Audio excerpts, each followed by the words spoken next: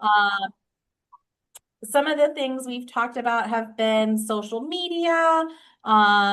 They have been how to capture your stories, great discussion questions, beautiful questions, ideas to adapt stronger memory to different groups of different populations, different cognitive and physical abilities. But I'm curious, I wanted to start with just a few minutes of discussion on what are maybe some topic ideas you would like for next year. Do you like this kind of monthly topic as a jumping off point for these calls? And is there anything else we could do on these monthly calls that would be helpful?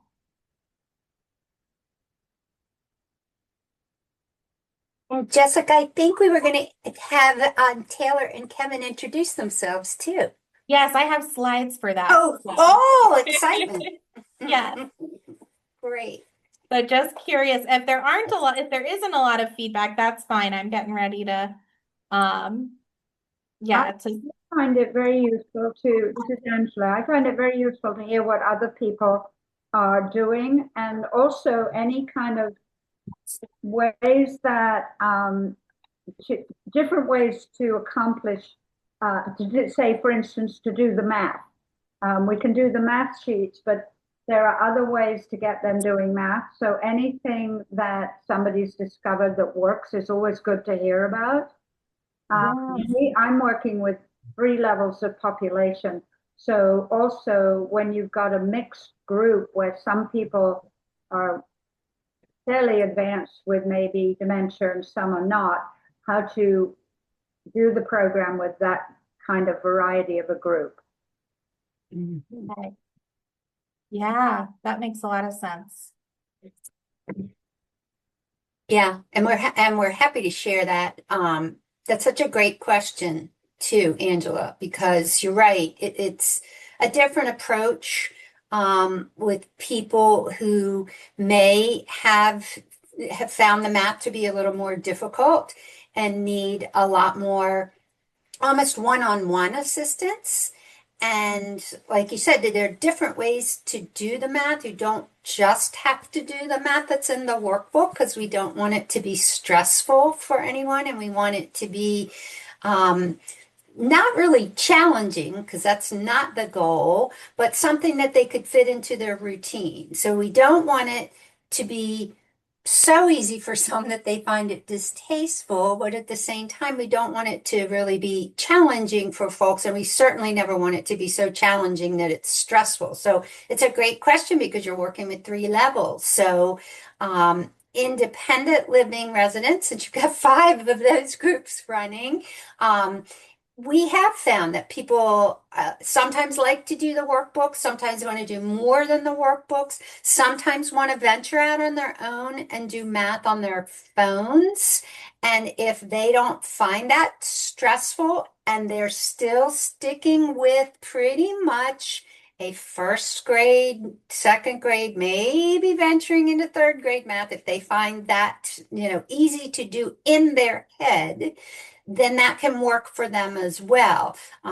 Because our whole motto is kind of whatever will get you to stick with it is what counts, because it turns out it's the process of doing that mental math that counts and not necessarily getting the right answer at all. But we have found for the healthcare setting, which is where you started, as you probably saw, a lot more one-on-one assistance, and maybe even numeracy, and maybe grouping objects and counting objects, using popsicle sticks or other things. I know Susan has come up with ideas on that as well from her previous work with different populations long before Stronger Memory came along.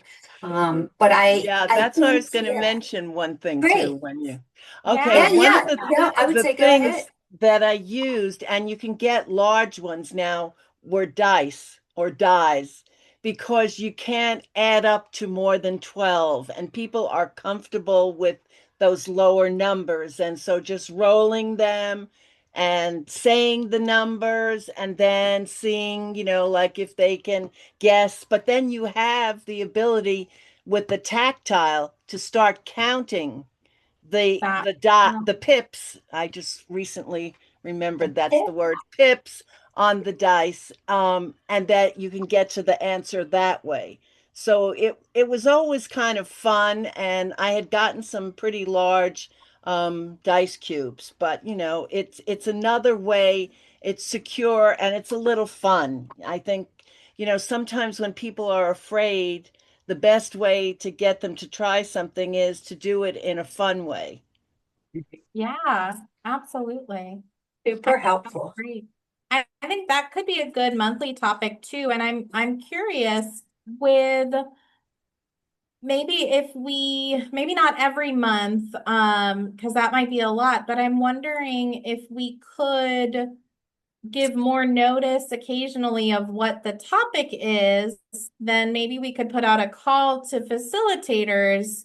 So, like, hey, this month we're going to be talking about the math and some creative ways um to bring the math or to do the math. So bring your ideas, and we'd love to kind of highlight you and have you share. So that could be a neat way to do it. Would you all be interested in that, both in bringing your ideas from time to time and hearing others? And I think a starting off topic is always good because it just sets the tone. And often it goes off topic, but that's fine too, because you had a place that you are starting with, and these other things come up that relate to it. So I think it's always a good idea to have something to start with because it's not just open-ended then, and which can lead to Yeah, some other situations. absolutely. Great. Great. Thanks, Angela. It's a great Thank- topic. So good. We need to cover it in a whole session. Yeah, I think so.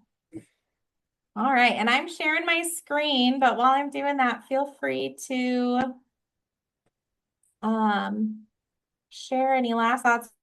We'll have more discussion at the end. Let me hide my meeting controls here so you can see. Can you see my screen? It's coming. I Yeah, don't still see it loading. yet. Oh, it went black. Here we Now it's go. coming. Woo. There we Okay. go. Can you see it now? We got it. All right. So we've already gone through our introduction of each other. And our agenda. We're going to introduce our new team members, and then I've got some self-care tips for the holiday season. And these are tips that are great for all of you as facilitators, but might also be some things to share with any of your team members or any caregivers that you are working with. So our first new team member is Kevin White. Dr. Kevin White, he is a PhD.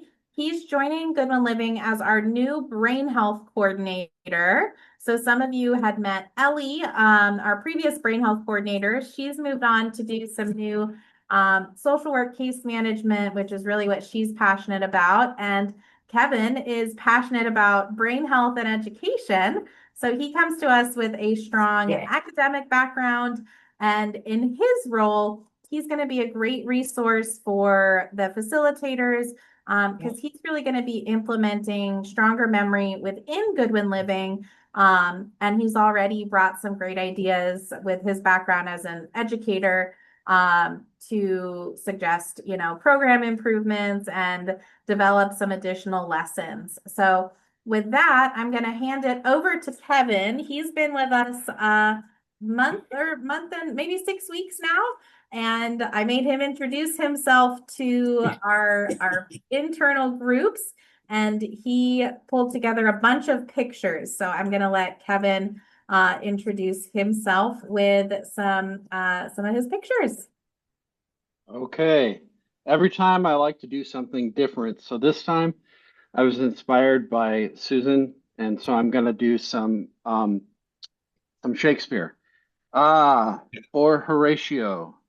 This would normally be a skull. Instead, it's a brain. Um, I love that's for that. those Shakespeare.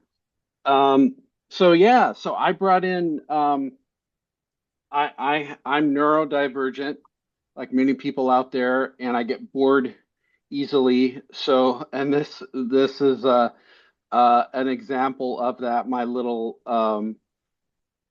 family photos. We're getting ready. We already made a reservation. That's my family in the upper left. My wife Jen and my daughter Hannah and my son Henry. And we're getting ready for our tradition for Christmas to go Christmas Eve to have Chinese food. And I keep forgetting where that tradition came from, but um, my wife reminded me her family started it after watching The Christmas Story because Yes. I guess they go to Chinese food there. Yes. Uh, You'll I shoot your didn't eye watch. out. Yeah. Yeah, yeah. So we do that. We do that. My kids are now in that center picture. They're much bigger, as you can see. That was us moving out to the Washington, D.C. area, Virginia, loading up the cats and getting onto the airplane. That's how we brought the two cats that we had there at the time. Now we have two more cats, both rescues, both sisters, once again, and a dog. So the house is full, but so we may not be able to do some of the traveling we've done in the past. That's Greece, and we did Turkey, and we did Croatia. Now the kids are older, and this last November we did Iceland. I've got my, in fact, I've got my little. Um, you said 20 minutes, right, Jessica? I've got 20 minutes to go. There's my little. Oh, I gotta find the camera. Oh, cute. Oh, a Oh, puffin. Yeah, for my tie. Um, so yeah, we like to. We get bored easily, so we try to decide to do things. There's my daughter on the lower right. She does polo. That was a fox hunt. Um, but they don't actually hunt the fox. They just kind of Right. track him down. And so my background is in science education, and I've done that for nearly 30 years. And some years it's dissecting um, a brain. Sometimes it's doing brain health. Sometimes it was robotics. Sometimes it was engineering. All kinds of different subjects. And then half of my career has been training other people to teach about science literacy at the University of Texas at Arlington and at the Illinois Institute of Technology in Chicago. And so passionate about having fun and passionate about learning and laughing and living life to its fullest. I don't know if anyone has any questions or mhm. What was your thesis on?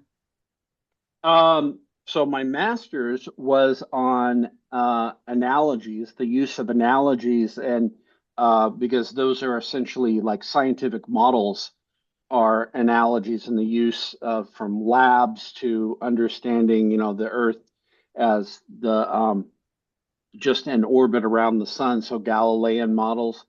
So that was that. The my PhD was on the use of scientists um, to help science and engineering and math teachers teach about the deep philosophy and history of science. So to basically to be literate of science, what commitments do you have to have um, about science? And it's very interesting when you think about things like the pandemic. We saw what many people believed or a variety of different beliefs and what effect it had on society. So it's important stuff. Okay. Go science. Yes. Yeah. Go Woohoo. Shakespeare or Horatio. Right. So, That was a brain, by the way. That was my 3D 3D printed brain. I I was gonna got say, into 3D printing. That's Yeah, yeah, very nice. not a Kevin, skull. Kevin put on his resume, he shared a cover letter that talked about while he, his education background was teaching younger students all the way through college and PhD level. He's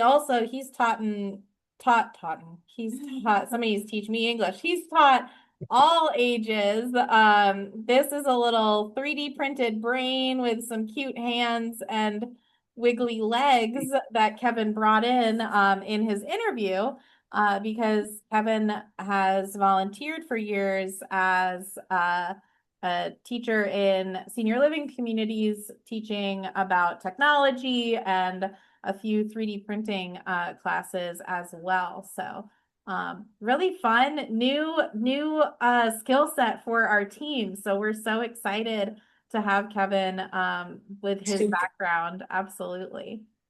That's great. Yeah. He's drawing some things on the slide too. That's great. I like how it looks like the cat decided to throw the cloud in the picture with your daughter and the horse rather than it going to it's like, like a ray. I feel like they had to prepare to be launched into space, which they did. They went up on 35,000 miles. They did. Wow. Anyway, yeah, 35,000 feet. Well, welcome, Kevin, and you all will see a lot more of him as well in months to come. And then next is Taylor. This is Taylor's second day, but honestly, this is her first 30 minutes on the brain health department have been this call. So she walked into my office after finishing orientation about 5 minutes before we hopped on this call. So I told her, you all, unlike Kevin, who had time to prepare. But Taylor is our new Stronger Memory Outreach Coordinator. So Teresa is not going anywhere, but Teresa is going to start to be part-time. So Teresa is still our part-time Stronger Memory Outreach Coordinator. And we were able to hire another full-time coordinator. So Taylor will be a great contact for you all, along with Michelle and Teresa. But Monday through Friday, Taylor and Michelle are going to be your definite contacts. She has a lot of background in communications and social media. So we are really excited to have her help with a newsletter and our media outreach, social media programs, and she is a writer as well. So I'm excited to have her kind of take some of what we've put together for maybe some of our internal Stronger Memory groups and look at how we can make some additional blog posts, blog content, really give you all more resources, but also Taylor will be learning from you all as well, because she's new to the senior living field. And so she and Kevin will partner together to do some Stronger Memory sessions so she can really learn from both sides of things. But yeah, I wanted to introduce you. Taylor, feel free to add anything you want as well. I see someone added Go Virginia Tech. I am a Hokie. I'm a double Hokie. I got my bachelor's and master's at Virginia Tech. I cheated. Yeah, go ahead, Kevin. Oh, I saw her cup during orientation, and I was going to say something because my daughter just toured there. But anyway, go Virginia Tech. Yay, Virginia Tech. The mascot is a Hokie, for those who don't know, which is a very unusual mascot, a variation of a turkey, I believe.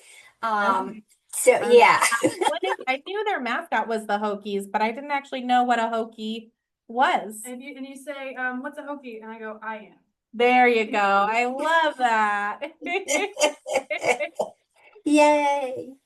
Teresa's a Yes. Virginia Tech alum as well, right? I went there for my freshman year before I decided to become a nurse because they actually do not Yeah. have nursing as a program, and transferred to George Mason University my sophomore year, and completed my nursing degree there. So, yes, familiar with both universities very well in Virginia. Both are great.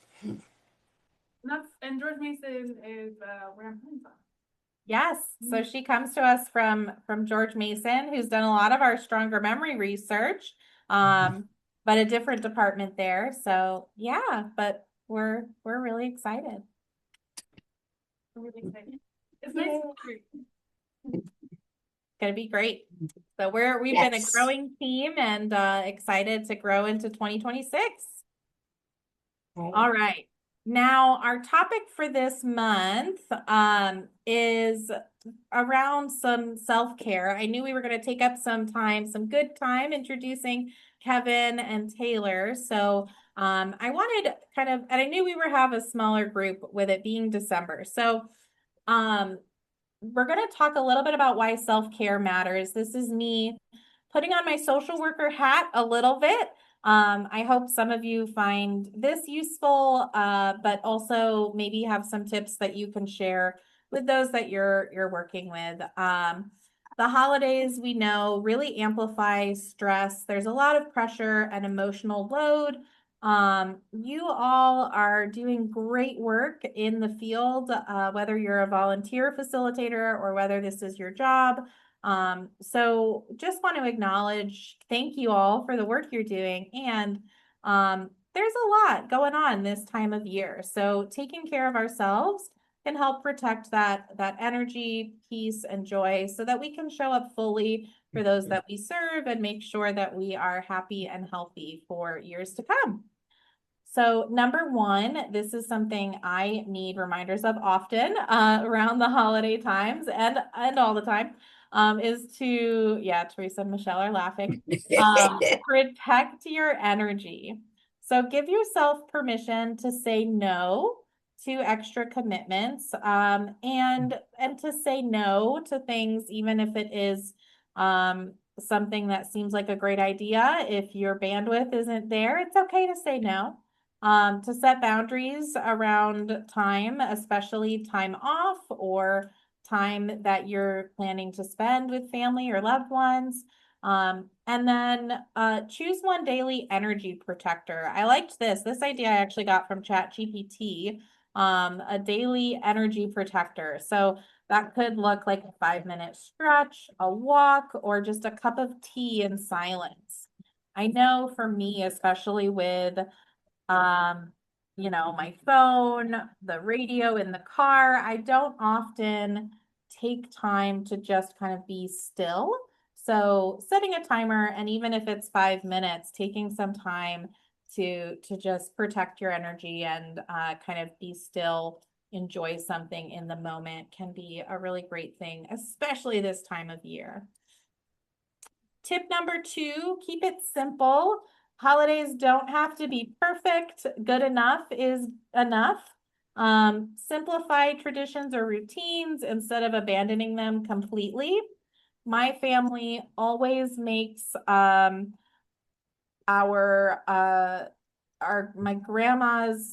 great grandma came over from Sweden. So every Christmas Eve, we make Swedish meatballs. And several years ago, now that, my sister and I are adults and don't live at home, and we're not there to just be sous chef to my mom, and my dad's job is busy.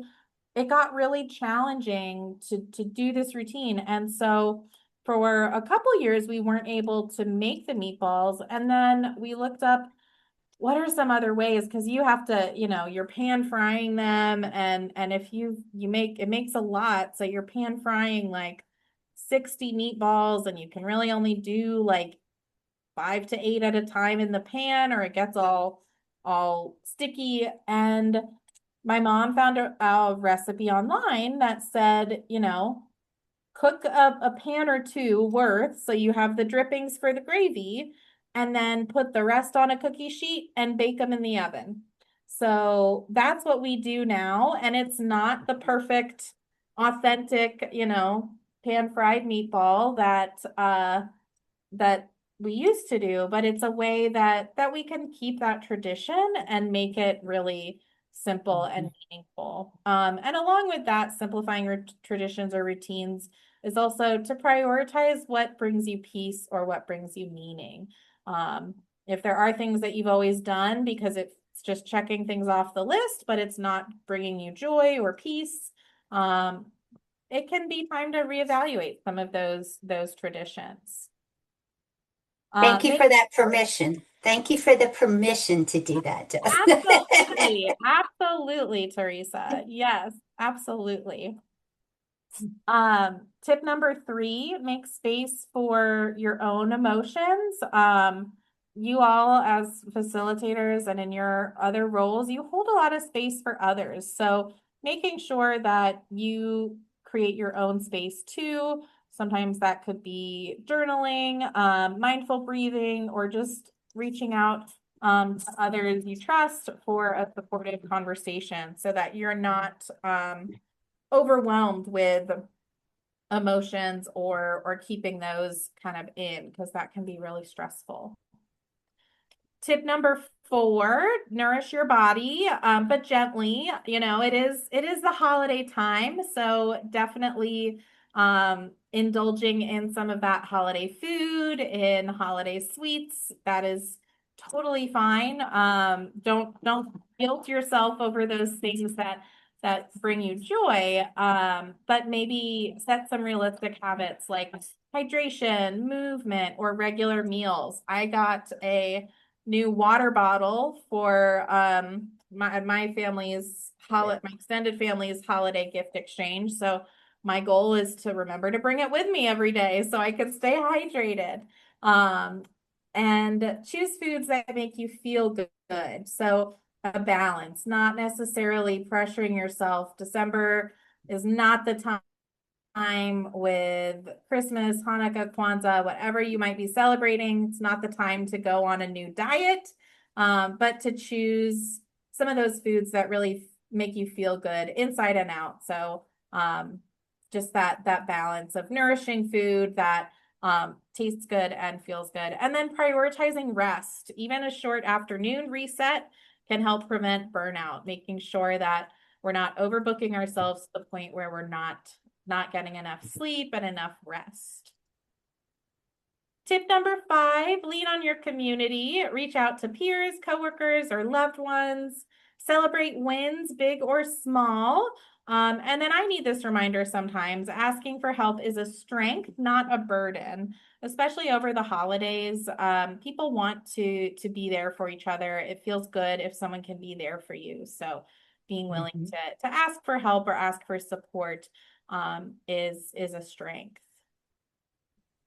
Tip number 6, this is another one I got from ChatGPT that I really liked, but add micro joy moments. So these are things that don't take a lot of time, but can really reset your nervous system in under 10 seconds. So listen to a favorite holiday song or watch a silly video. My favorite is actually both of those. My favorite holiday song that always makes me smile is I Want a Hippopotamus for Christmas. And I just love, there's also Dominic the Donkey. That's another good one. I just love some of those really silly holiday songs that I'll blast and sing and dance around. You can light a candle, use a cozy blanket, or savor a warm drink, hot cocoa, tea, even coffee.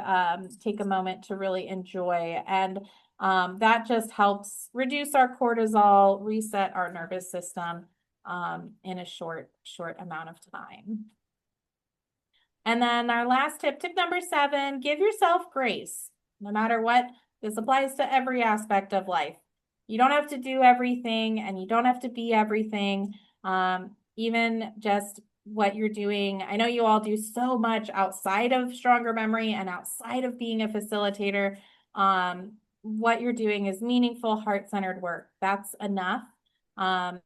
This applies to, caregivers too. You're showing up every day and caring for family or supporting loved ones, and just showing up is enough. So give yourself that grace, especially during the holidays when, yes, they can be a wonderful time, but they can also be a really stressful time.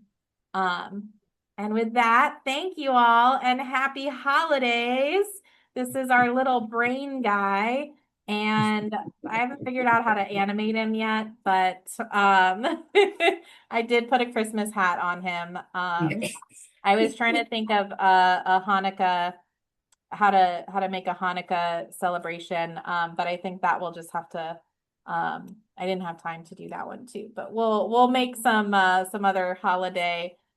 He's a very inclusive brain. We want him to be inclusive, so we'll brainstorm on that one. But yeah, happy holidays. And I'm gonna stop sharing my screen so we can hop back into discussion and see if there we go. Now I can see everybody again. So yeah, open for discussion about either anything we've talked about, or if there are other questions or thoughts that we want to cover today.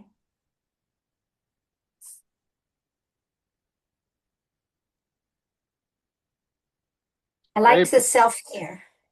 Go ahead, Yeah. Kevin.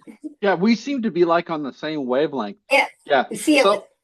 Self-care. I like that you gave me permission to have some coconut clusters. Something there in one of your slides told me it was time to have, and now I feel energized. Good. Your Moment of joy. micro-joy. Yes. Yeah. And I also think one of the most important things is really asking for help.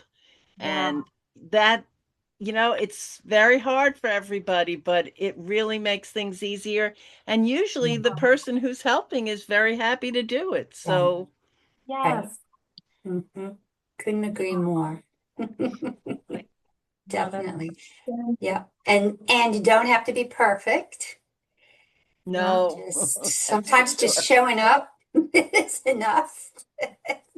So, looking for ways to. This year we're not putting up a big Christmas tree at our house. It's just my husband and I because our son is grown and only he'll be there on Christmas Day. But we usually do the big tree. And with my parents needing a lot of help lately, both my husband and I are not home very much. And so we decided we've always had a sad looking Charlie Brown Christmas tree. It's a fake tree, but it's very small. And every year, my parents have given us White House Christmas ornaments since that tradition started. And so we now have, I think we have 22 ornaments now for Wow. 22 years of getting those ornaments, and they fit perfectly on the Charlie Brown Christmas tree, and they look nice, and that's enough. And that is enough because we've already helped my parents decorate their tree. Our son has his own tree. So we have our Charlie Brown Christmas tree, and I'm actually feeling good about it because I don't have time to do a big tree this year at my own I house. think understanding that you don't have time to do things is a very hard place to come to. Yep. And when it happens, but there's a struggle usually before Yes. you come to that realization. Yes. Yeah. For me, hi, this is Angela. Can you hear me? Yes. Oh, I wanted to say that for me, because I spend, whenever I'm on healthcare or wherever I am, there's always a lot of other people around. The important thing for me is being sure I have some quiet time when nobody's around but me. And making sure each day that there's, even if it's a half an hour, where I'm on my own, whether I might still be working or doing something, but I get that quiet time when there's nobody else around. And that's very rejuvenating. Yeah. So true. No, that's a really Totally good agree. reminder. Yeah. Yeah. Absolutely. Yeah, I liked the one about even hot tea in a moment of silence. A cup of tea in a moment of Yes. silence is just wow, that's like a treat. You can reset Yeah. your whole day.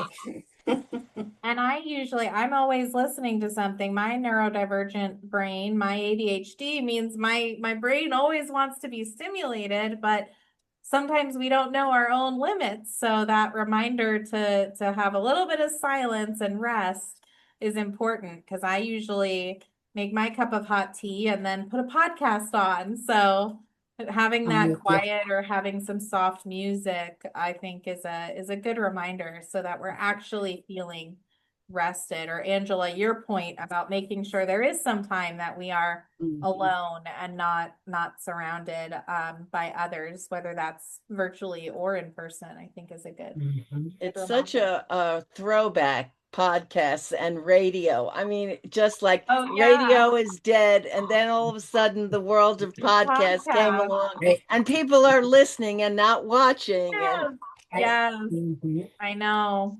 My Yeah. dream someday is to start a brain health podcast, but I actually got really good advice recently from our marketing team.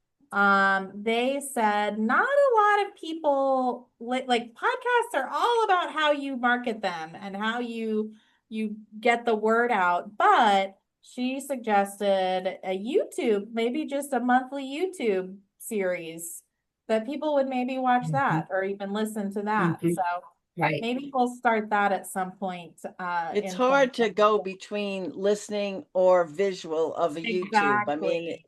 it's a Yeah, hard choice between the two. And I Yep. right. think that with a topic as big as brain, it's also important perhaps to be more limited in Yeah, your information because Mhm. too right. much just about the brain Yeah, can be like so overwhelming. Somebody just recently said to yeah. me, and like I had to stop myself from really reacting. They said, well, yeah, you can't tell if somebody's had Alzheimer's till they're dead. And I said, wait a second. Not anymore. You Yeah. Not know, any and right. that people still have so much I'll have so many. misinformation about Yeah. the whole Mhm. situation. And I Mhm. think that often, the disintegration of the person with Alzheimer's or dementia is a process, and that's something I think some people could really use more information about as they're going through the process, and yet Right. it's not really so much there unless you find a group of others. True. Yeah. Good Yeah. point. No, that's a really good Mhm. point. Yeah. And those Mhm. visual aids, I think that's where maybe we'll do a video series. Well, on Yeah. YouTube, you can watch a video as a podcast. And Oh, so you will have the video. yeah. But then if people have like YouTube music, they Uh-huh. can listen to this podcast. Oh, that's cool. I See, couldn't hear what she said. Yeah, I was Daniel, going to say great we couldn't really stuff. hear. I went to YouTube and podcast and I was like, You could do both, is what Taylor said. Yeah. Yes. Awesome. You can mark it as a Awesome. podcast so then people can just listen to it too. That's Hmm pretty Mhm. cool.